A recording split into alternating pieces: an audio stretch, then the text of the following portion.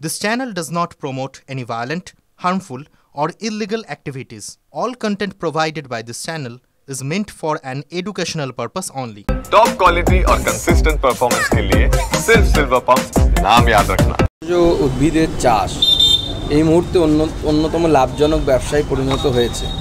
আমাদের কৃষকদেরকে এই জেলার কৃষকদের যাতে রোজগার বাড়ে সেই জন্য আমাদের যে আয়ুষ ডিপার্টমেন্ট আছে সেই আয়ুষ ডিপার্টমেন্টের তরফ থেকে এখানে যে রিজিওনাল সেন্টার আছে যাদবপুর ইউনিভার্সিটিতে তাদের সহযোগিতায় আমরা এখানকার কৃষকদেরকে ভেষজ উদ্ভিদ চাষে কীভাবে আরও বেশি তারা অংশগ্রহণ করতে পারে এবং এখানে কৃষকরা খুব একটা ভেষজ উদ্ভিদের চাষ করেন না তাদেরকে আগামী দিনে ভেষজ উদ্ভিদের চাষে নিয়ে আসা এবং কৃষকদের রোজগার বাড়ানো এই জন্য আজকে একটি সেমিনারের ব্যবস্থা এখানে করা হয়েছে।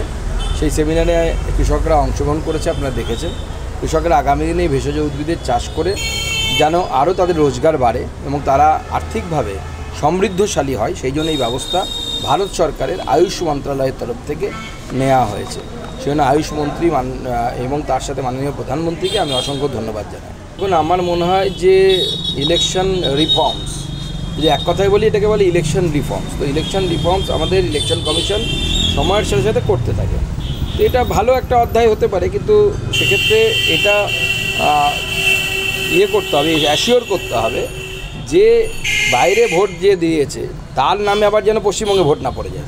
পশ্চিমবঙ্গের ক্ষেত্রে এটা বড় চ্যালেঞ্জ যে আপনি বাইরে ভোট দিলেন আর তার সাথে সাথে আপনার ভোটটা এখানেও আরেকজনকেও দিয়ে দিলেন। এই চ্যালেঞ্জটা পশ্চিমবঙ্গের ক্ষেত্রে ইউনিক চ্যালেঞ্জ।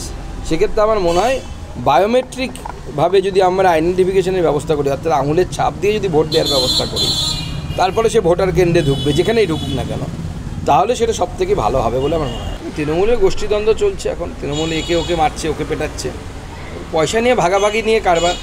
এক দল ভাগ পাচ্ছে আর এক দল ভাগ পাচ্ছে না, যারা ভাগ পাচ্ছে না তারা যারা ভাগ পাচ্ছে তাদেরকে মারছে। এটাই হবে যখনই আপনি রাজনীতিতে পয়সা নিয়ে আসবেন। রাজনীতি যদি পয়সা রোজগারের জায়গা হয়ে যায় তাহলে এটাই হবে। স্থানীয় বিধায়ক অভিযোগ করছে যে তাদেরকে বোম মেরেছে।